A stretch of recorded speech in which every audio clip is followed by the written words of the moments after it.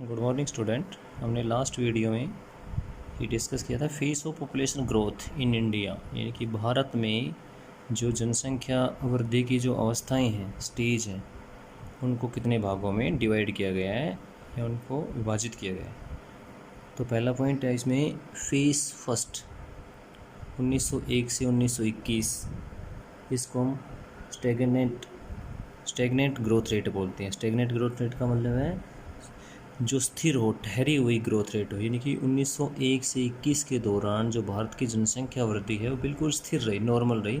उसका एक कारण ये भी रहा कि रुकी हुई सी लगी 1911 से 21 के दौरान जो देश में महामारी वगैरह फैली थी, प्रथम विश्व युद्ध के दौरान जो हानि हुई थी उसकी वजह से। ठीक है, तो भारत में जो ये टाइम पीरियड था फेस वन अवस्था एक के बाद करें 1901 से 1921 के दौरान, ये स्टेगनेंट जो अवस्था ग्रोथ रेट रही, यानी कि स्थिर जो अवस्था रही, ठहरी हुई अवस्था रही। इसमें हम ये भी कह सकते हैं कि कुछ नेगेटिव ग्रोथ हुई थी, ऋणात्मक जो वृद्धि उसके कारण 11 से 21।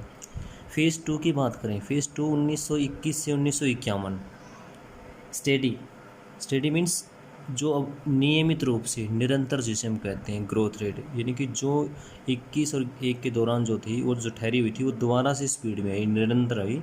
हम ये नहीं कह सकते कि तेज़ गति से, लेकिन वो उसने कंटिन्यूटी है, उसने निरंतरता, यानी कि जो नियमित जो ग्रोथ थी वो स्टार्ट हो गई थी 1921 से 51 के दौरान। क्यों? क्योंकि जो महामारियाँ वगैरह थी वो अब उन पर कंट्रोल पाया गया था, धीरे धीरे हेल्थ फैसिलिटी को सुधारा गया था, जिसकी वजह से जो डेथ रेट है उसको थोड़ा बहुत कंट्रोल किया गया था, इसकी वजह से वो नियमित है। तीसरी जो स्टेज है, हम कहेंगे फेस जो थर्ड था 1951 से 81। 1951 से 81 जो थी वो एक रैपिड ग्रोथ मूवमेंट का नाम से भी जानते हैं, उसे रैपिड ग्रोथ रेट थी, बहुत तेज़ गति से जो वृद्धि हुई थी इसी दौरान।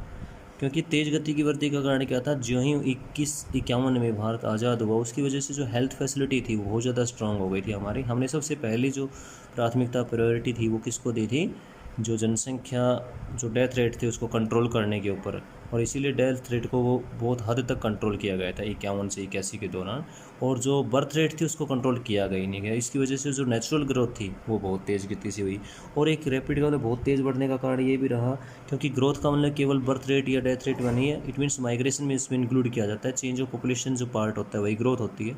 तो यहाँ पर जो माइग्रेशन था, इन माइग्रेशन जैसे बांग्लादेश, तिब्बत या पाकिस्तान से कुछ लोग आके यहाँ पे रहने लगे थे, उनकी वजह से भी ये ग्रोथ है वो रेट बहुत तेज़ हो गई थी। लेकिन फेज़ 4 जो था हमारा आफ्टर 1981, 1981 के बाद की बात करें तो जो हमारी ग्रोथ रेट थी वो डिक्लाइन ग्रोथ रेट मानी जाती है। डिक्लाइन का मतलब अब उसको दोबारा से कम करने का जो प्रयास था वो स्टार्ट हो चुका था, क्योंकि हम इंटरनेशनल जो होती है ना, कंपेरिजन, इंटरनेशनल कंपेरिजन में इनकी अंतर्राष्ट्रीय जो प्रतिस्पर्धा होती है उसकी वजह से जो नेचुरल रिसोर्स की बात करें वो धीरे धीरे कम होने लगे थे। इंडिया में जो प्राकृतिक संसाधन है इनको ध्यान में रखते दूसरे देशों के साथ कंपेयर करके अपने आप को देखने लगे, तो इकोनॉमिक हमारी स्ट्रॉन्ग नहीं लग रही थी। इसलिए 1981 के बाद हमने दोबारा से जनसंख्या को कंट्रोल किया, क्योंकि डेथ रेट तो कंट्रोल थी, हमने अब बर्थ रेट को भी धीरे धीरे कंट्रोल करना शुरू कर दिया। और बर्थ रेट कंट्रोल होने के कारण क्या हुआ कि जो इस टाइम 2.1% जो ग्रोथ रेट चल रही थी उसको धीरे धीरे कम किया गया, 1.9 के ऊपर लेके गया, और अब तक की बात करें तो धीरे धीरे इसको और ज़्यादा कम किया गया। तो ये चार जो फेस है, चार अवस्थाएं हैं भारत में जनसंख्या वृद्धि की, यानी कि इंडिया की बात करें तो face of population growth in India, Bharat में 4 पॉइंट इसमें डिसाइड करेंगे, phase 1, phase 2, phase 3 and phase 4। ये इनका टाइम पीरियड दे रखा है कब से कब तक का, ये इसमें किस तरह की ग्रोथ हुई। सबसे पहले जैसे इसने दे रखा है स्टेगमेंट जो है, ठीक है, स्टेगनेंट जो दे रखी है भाई, जो कंट्रोल कर लिया गया, हम ये कहते हैं ठहरी हुई, स्टेडी, रैपिड और डिक्लाइन। अगला इसमें जो टॉपिक दे रखा है वो है अगला topic regional variation in population growth, यानी कि जो ग्रोथ रेट है, यानी कि जो 4 फेज़ हमने अभी डिस्कस किए हैं, उन 4 फेज़ की बात करें तो ग्रोथ रेट यानी कि जनसंख्या वृद्धि में बात करें तो उसमें क्षेत्रीय भिन्नताएं देखने को मिली थी। क्षेत्रीय भिन्नताओं का मतलब है रीजनल वेरिएशन, इट मीन्स सभी स्टेट या रीजन में जो ग्रोथ रेट का जो क्राइटेरिया था वो इक्वल नहीं था, समान नहीं था। उसके पीछे आप सभी को कारण होता है कि क्योंकि रीजनल वेरिएशन हो सकती है, हर जगह इक्वल टेम्परेचर नहीं होता, कुछ क्लाइमेट कंडीशन हो सकती हैं, फिजिकल फैक्टर हो सकते हैं, इकोनॉमिक, सोशल, ये कई फैक्टर रिस्पॉन्सिबल हो सकते हैं इसके लिए। तो अगर हम बात करें 1991 से 2001 1991 टू 2001, तो जो ग्रोथ रेट की बात करें, इंडिया की ग्रोथ रेट है 21.34%। जो 10 वर्षीय जो ग्रोथ रेट होती है ना, 91 से 1 के बीच में जो दशकीय वृद्धि जिसे हम कहते हैं, वो 21.34% रही। भारत में दशकीय वृद्धि का जो क्राइटेरिया था, लेकिन ये 21.34 का मतलब सभी जगह बराबर नहीं रही। कुछ ऐसे स्टेट थे जहाँ पर जनसंख्या की वृद्धि जो है, दशकीय वृद्धि बहुत तेज़ गति से रही। कुछ ऐसे स्टेट थे जहाँ पर दशकीय वृद्धि दर बहुत ही कम रही। उसके कुछ हाई स्टेट दे रखे हैं कि 1991 से 2001 की अगर हम बात करें, तो 91 और 1 के दौरान जो ग्रोथ रेट थी, जो सबसे तेज़ गति से जो ग्रोथ रेट बढ़ी, उसके जो दे रखे हैं सबसे ज़्यादा जो हाई ग्रोथ रेट रही, उसमें एग्जांपल है जैसे नागालैंड, सिक्किम। जो हाई का एग्जांपल देगा, नागालैंड की जो ग्रोथ रेट की बात करें 64.5% की स्पीड से दशकीय वृद्धि रही। और दूसरा जो दे रखा है सिक्किम, इसकी है 33.06%। इसी तरह अगर लो ग्रोथ रेट की बात करें, इस टाइम पीरियड में जो लो ग्रोथ रेट रही केरला और तमिलनाडु की, तो इसमें सबसे कम जो दे रखी है वो केरला की है 9.43%। 9.43%। और इसी तरह आपने जो टेबल पढ़ी होगी, तो दूसरा नंबर पर दे रखा है तमिलनाडु की 11.72% ये ग्रोथ रेट रही।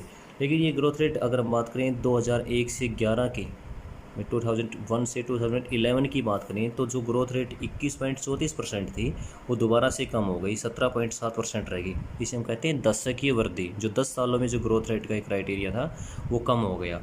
और कम हो गया तो इसका मतलब भारत ने धीरे धीरे जो बर्थ रेट थी उसको कंट्रोल किया, क्योंकि अंतर्राष्ट्रीय जो तुलनाएं होती हैं, इंटरनेशनल जो कंपेरिजन होता है, हम कैसे कंपेयर होता है, इकोनॉमिक कंडीशन को मेंटेन किया जाता है, तो उसके लिए इसमें हमने जो ग्रोथ रेट थी उसको कंट्रोल कर लिया। अब जो 1 से और 11 के दौरान जो ग्रोथ रेट थी, वो ग्रोथ रेट भी उसमें भी ओरिजिनल बेस्ड, इसमें मेघालय और अरुणाचल प्रदेश दो ऐसे स्टेट थे जहाँ पर हाई ग्रोथ रेट रही।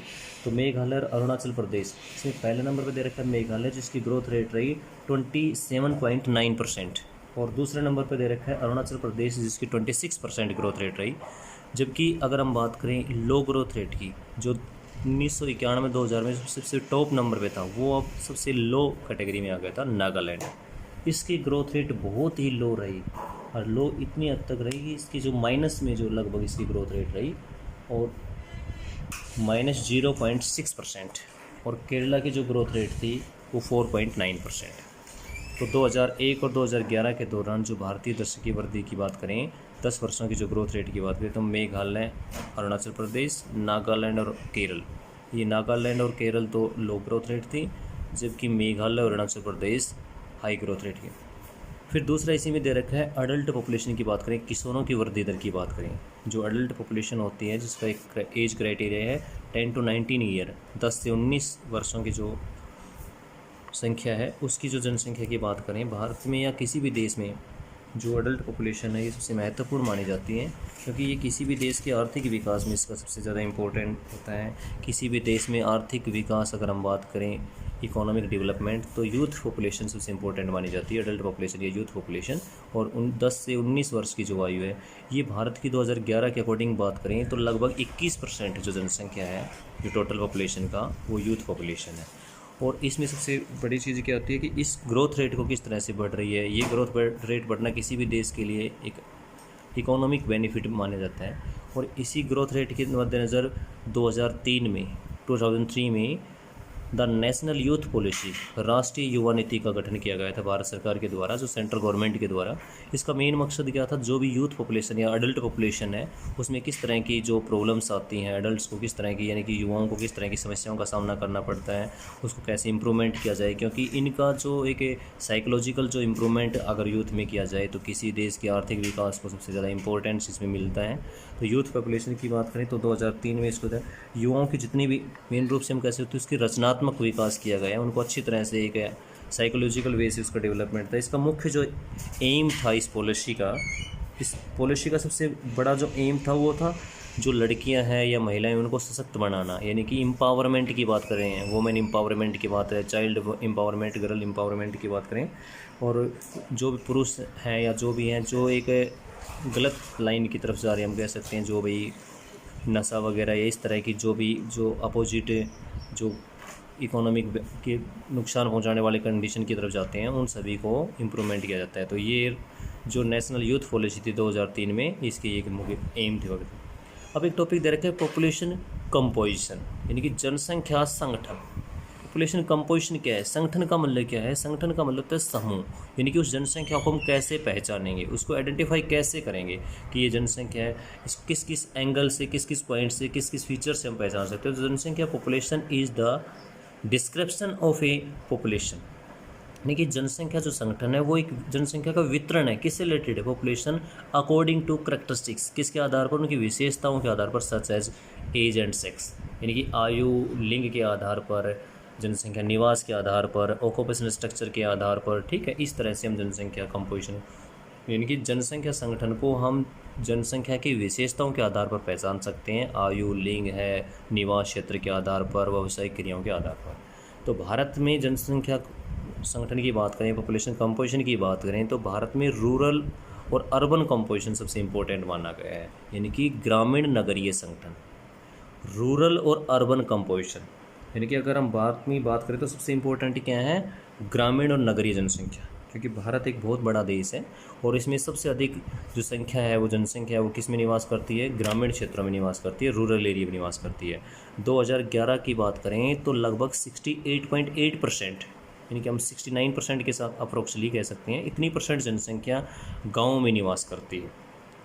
तो बहुत बड़ा जो कंडीशन है। और इसके अपोजिट अगर हम बात करें अर्बन पॉपुलेशन की, तो ओनली 31.16% जो पॉपुलेशन है वो अर्बन एरिया में निवास करती है। 2011 के डाटा 2011 के अकॉर्डिंग लगभग 69% जो पॉपुलेशन है वो तो गाँव में रहती है और 31% जनसंख्या है वो शहरों में निवास करती है। अब भारत की जनसंख्या की बात करें, गाँव में रहती है, तो गाँव की कुल संख्या की अगर हम बात करें, टोटल विलेज की अगर हम बात कर रहे हैं, तो भारत में लगभग 6,40,867 जो विलेज है टोटल, लेकिन इनमें से 5,97,608, लेकिन 93% जो टोटल का 93% है वो इनहेबिटेड है, यानी कि लोग यहाँ निवास करते हैं, जिसे कहते हैं ना बसे हुए गांव, उनके नाम तो कह सकते हैं, लेकिन जो बसे हुए गांव हैं वो जो हैं वो लगभग 93% के गाँव हैं।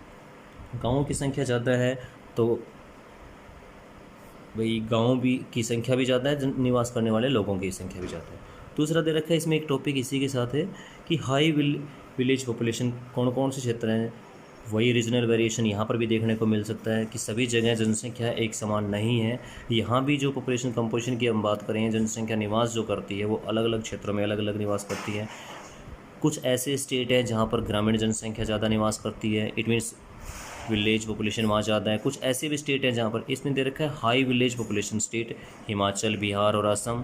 इसी तरह लो विलेज पॉपुलेशन, यानी कि जहाँ ग्रामीण जनसंख्या कम है, गाँव में कम निवास करने वाली जनसंख्या की बात करें तो गोवा, मिजोरम एंड महाराष्ट्र, जबकि अधिक जनसंख्या गाँव में निवास करती है हिमाचल, बिहार और असम में।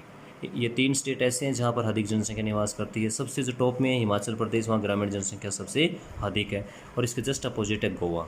तो इसी तरह से अर्बन पॉपुलेशन, भाई ग्रामीण जनसंख्या की बात करें तो भारत की जो ग्रामीण जनसंख्या है वो मुख्य रूप से प्राइमरी एक्टिविटी पर डिपेंड करती है। और इसमें इंपॉर्टेंट सबसे ज़्यादा जो सबसे बड़ा इंपॉर्टेंस है वो है एग्रीकल्चर एक्टिविटी। एग्रीकल्चर एक्टिविटी के अलावा माइनिंग सेक्टर है, फिशिंग वगैरह है, पोल्ट्री फार्म है, वो अलग चीज़ है, लेकिन मैक्सिमम जो है वो एग्रीकल्चर लेबर के रूप में ज़्यादा है। लो विलेज पॉपुलेशन की बात करें, जैसे अर्बन पॉपुलेशन की बात करें, नेक्स्ट अर्बन मतलब जो नगरीय जनसंख्या है, लगभग 31.16% जनसंख्या नगरीय है 2011। इसमें भी हाई जो जनसंख्या है नगरों में, यानी कि अर्बन एरिया की बात करें तो सबसे ज़्यादा अर्बन पॉपुलेशन है गोवा में, क्योंकि गोवा में ग्रामीण जनसंख्या कम थी। तो इसके अपोजिट ही हो गया हिमाचल प्रदेश में सब कम, यही हो गया, हिमाचल में गाँव की जनसंख्या ज़्यादा है और गोवा में शहरों की जनसंख्या ज़्यादा है। अब दूसरा इसने दे रखा है भाषाई संगठन, यानी कि लैंग्वेज के आधार पर जो कंपोजिशन किया जाता है कि भारत में हर जगह पर जनसंख्या, जैसे जिस तरह से ग्रामीण और नगरीय जनसंख्या का कंपोजिशन अलग अलग है, सेम ऐसे ही अगर हम भारत में बात करें तो भाषाई संगठन भी अलग अलग है। लैंग्वेज ग्रुप भी आप अच्छी तरह से बनाया जा सकता है। हम कह सकते हैं यहाँ पर विभिन्न भाषाएँ बोली जाती हैं। India is a land of linguistic diversity, यानी कि अगर हम बात करें लैंग्वेज के हिसाब से डाइवर्सिटी होती है, विविधता, बहुत ज़्यादा भिन्नताएँ पाई जाती हैं। भारत में भाषाई विविधता बहुत अधिक है, अलग अलग लैंग्वेज बोली जाती है अलग अलग क्षेत्रों में, जोन में। और अगर हम बात करें सर्वे ऑफ इंडिया, भारतीय जो सर्वेक्षण विभाग है, लैंग्वेज से रिलेटेड जो सर्वे थी 1903 से 1928 के दौरान 1903 टू 1928 के जो दौरान जो जनसंख्या वर्ग की अगर हम बात करें, सर्वे की बात करें, जो भाषा से संबंधित सर्वे किया गया था भारत में, उस टाइम 179 यानी कि 179 लैंग्वेज थी भारत में। किस टाइम की बात कर रहे हैं? 1903 से 1928 में भारत में जो सर्वे हुआ भाषा का, तो 179 लैंग्वेज थी। अगर हम मॉडर्न इंडिया की बात करें, आधुनिक भारत की बात करें, तो ये जो लैंग्वेज है, जो शेड्यूल्ड लैंग्वेज हम जिसे कहते हैं ना, अनुसूची से संबंधित भाषाएं कितनी हैं? तो 22 भाषाएं, हमारी 22 भाषाओं को इसमें शामिल किया गया है। इसमें सबसे इम्पोर्टेंट है कि बहुत ज़्यादा लैंग्वेज बोली जाती है, लेकिन इसमें हिंदी और संस्कृति ये दो ऐसे लैंग्वेज है। हिंदी सबसे अधिक पॉपुलेशन, यानी कि इंडिया की हम ये कह सकते हैं कि मैक्सिमम जो जनसंख्या है वो हिंदी बोलती है, बहुत कम जनसंख्या है वो संस्कृत बोलती है। और इसके अलावा जितनी भी लैंग्वेज हैं उनका जो क्राइटेरिया है वो टेबल है आपकी बुक में, जो एनसीईआरटी बुक है उसमें एक टेबल दे रखी है। उस टेबल को आप टॉप 5 लैंग्वेज आप लर्न करनी है, भाई कौन कौन सी भाषाएं फर्स्ट रैंक पे है, सेकंड रैंक पे है, थर्ड रैंक पे, फोर्थ और फिफ्थ रैंक पे आती है। तो इस तरह से भाषाई जो आपकी है हिंदी और संस्कृत। अगर हम क्लासिफिकेशन करें भाषाओं का, अगर हम भाषाओं के वितरण की बात करें कि इंडिया में जो भाषा है वो कितने लैंग्वेज ग्रुप इसने बना रखे हैं, भाषा परिवारों की बात करें, तो भाषा परिवार की बात करें तो सबसे इम्पोर्टेंट है कि जो इंडिया में भाषा परिवार है वो 4 भाषा परिवार है। ठीक है। लैंग्वेज फैमिली की बात करें तो कितनी लैंग्वेज फैमिली? इसमें 4 लैंग्वेज फैमिली है, जो एक टेबल दे रखी है आपकी बुक के अकॉर्डिंग। इस टेबल को आपको लर्न करना है कि भारत में सबसे जो इम्पोर्टेंट है 4 लैंग्वेज है। एक तो आर्स्टिक दे रखा है, अस्ट्रिक है, द्रविडियन 20% है, 1.38% लोग हैं, सैनो तिब्बतन जो है 0.85% है, इंडो यूरोपियन या आर्यन जो है 73%। सबसे ज़्यादा जो लैंग्वेज ग्रुप फैमिली है वो ये है। और उसके बाद सेकंड नंबर पे आता है द्रविड़ भाषा परिवार। इसकी सब फैमिली, ये तो फैमिली ग्रुप है, यानी कि इंडिया में पूछी जाए तो भाषा परिवार कितनी है? 4 भाषा परिवार हैं। ठीक है, भाषा परिवार है, ऑस्ट्रिक है, द्रविडियन है, तिब्बत सीनियर, यूरोपीय या भारतीय यूरोपीय जो भाषा परिवार है। इसी तरह अगर सब फैमिली की बात करें तो ये इसकी सब फैमिली हैं। फर्स्ट के 2 हैं, सेकंड इसमें है नहीं, इसमें इंडो आर्यन दे रखा है। फिर इसकी ब्रांचेज या ग्रुप दे रखे हैं, ये आपको लर्न करनी है ये टेबल।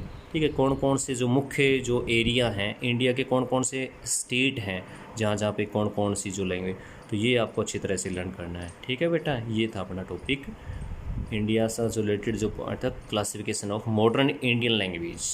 ओके।